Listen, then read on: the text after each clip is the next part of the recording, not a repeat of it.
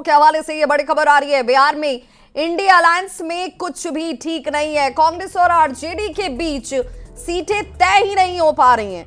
2 दिन में अब तक कोई पहल नहीं की गई।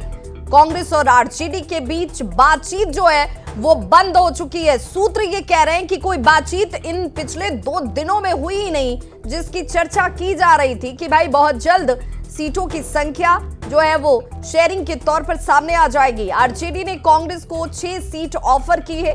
ऑफर के बाद दोनों ही दलों में अब तक कोई संपर्क नहीं किया गया। कल दोनों दल के नेता मिल सकते हैं, इसकी भी चर्चा है। जो सूत्र कह रहे हैं कि अब कल की तारीख में ये दोनों नेता जो हैं वो मुलाकात कर सकते हैं। दोनों दलों के 6 सीट के ऑफर से कांग्रेस हालांकि नाराज चल रही है। सूत्र ये कहते हैं कांग्रेस की डिमांड है कि कम से कम उसे 9 लोकसभा की सीटें जो हैं वो दी जानी चाहिए, जिनमें कटिहार, पूर्णिया, औरंगाबाद सीट कांग्रेस अपने पास रखना चाहती है। और हमारे साथ दिल्ली संवाददाता शिवम प्रताप जुड़ चुके हैं। शिवम, आखिर अब कब बातचीत जो है वो अंतिम निष्कर्ष तक पहुंचेगी, क्योंकि ऑलरेडी यहां पर विलंब तो काफी हो चुका है। निश्चित तौर पर कांग्रेस पार्टी और आरजेडी के बीच में बीते 2 दिनों में कोई संपर्क नहीं हुआ है, जबकि आरजेडी का पूरा टॉप लीडरशिप दिल्ली में मौजूद है, कांग्रेस पार्टी की लीडरशिप दिल्ली में मौजूद है। लेकिन सूत्रों का ये दावा है कि बीते 2 दिनों में दोनों दलों के वरिष्ठ नेताओं की कोई बैठक नहीं हुई। आरजेडी और जो कांग्रेस का गठबंधन है बिहार में, वो टूटने के कगार पर है। 28 मार्च को पहले चरण का नॉमिनेशन होना है, लेकिन अभी तक दोनों दलों में सीट शेयरिंग को लेकर कोई बातचीत नहीं हो पाई। सूत्रों का ये दावा है कि आरजेडी ने कांग्रेस को 6 सीटों का ऑफर देकर संवाद बंद कर दिया था। प्रदेश अध्यक्ष के अलावा ज्यादातर नेता आरजेडी के एक तरफा ऑफर से नाराज है। कांग्रेस के जो टॉप लीडरशिप है उसकी नाराजगी 2 चीजों को लेकर है। एक तो कांग्रेस को बेहद कम सीटें दी गई और उसके साथ साथ आरजेडी ने एक तरफा ऐलान कर दिया, अपने सिंबल बांटने शुरू कर दिए। ऐसे में माना यह जा रहा है कि इंडिया अलायंस के तौर पर कांग्रेस को ये लगता है कि बिना सीट शेयरिंग के कैसे आखिर आरजेडी सिंबल बांटना भी शुरू कर सकती है। आरजेडी ने कांग्रेस को सूत्र ये बताते हैं 6 सीटें लड़ने का ऑफर किया है, जिसमें किशनगंज, सासाराम, समस्तीपुर, वाल्मीकि नगर, भागलपुर और पटना सिटी है। जबकि कांग्रेस कटिहार, पूर्णिया और औरंगाबाद जैसी सीटों पर अड़ी हुई है। सूत्र ये दावा कर रहे हैं कि आज तो आरजेडी और कांग्रेस की बैठक होने की संभावना बेहद कम है, लेकिन कल इसमें प्रोग्रेस हो सकती है। कल को लेकर सूत्र ये दावा कर रहे हैं कि कल आरजेडी और कांग्रेस दोनों पार्टियों की टॉप लीडरशिप एक दूसरे के साथ बैठकर पहल कर सकती है।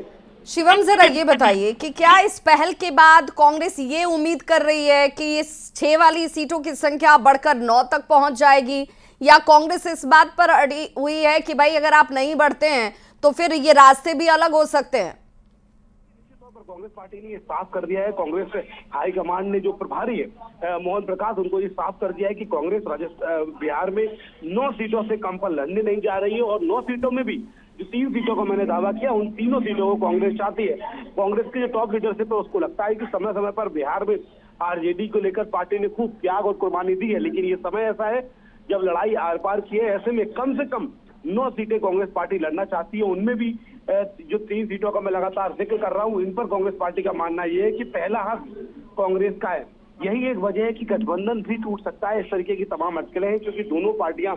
शिवम, जिन 3 सीटों की बात आप कर रहे हैं, इन 3 सीटों में आरजेडी ने अपने कैंडिडेट को सिंबल भी दिया है, तो क्या इसकी गुंजाइश है कि आरजेडी अपने सिंबल को वापस ले ले, कांग्रेस को ये सीटें दे दे? देखिए, निश्चित तौर पर कांग्रेस पार्टी इसी बात को लेकर नाराज है कि एक तरफ जहां इंडिया गठबंधन की लगातार बातचीत चल रही है, सीट शेयरिंग हर राज्य में हो रही है, ऐसे में कांग्रेस को बिना अपना साथ लिए आरजेडी ने सिंबल बांटने शुरू कर दिए। उन सीटों पर जहां कांग्रेस की तैयारी हो रही थी, जहां पहले से आरजेडी को अंदेशा था कि इन सीटों पर कांग्रेस दावा ठोकेगी, वहां से भी सिंबल दे दिए। तो माना यह जा रहा है कल जब दोनों पार्टियों के कद्दावर नेता आपस में बैठकर बातचीत करेंगे तो इसको सुलझाया भी जा सकता है। और अगर बात नहीं बनती है तो बिहार में भी इंडिया गठबंधन को बड़ा झटका लग सकता है। पश्चिम बंगाल में ममता बनर्जी अलग लड़ रही हैं, तमाम राज्यों में देखा गया इंडिया अलायंस के जो घटक दल हैं वो छिटकते चले गए।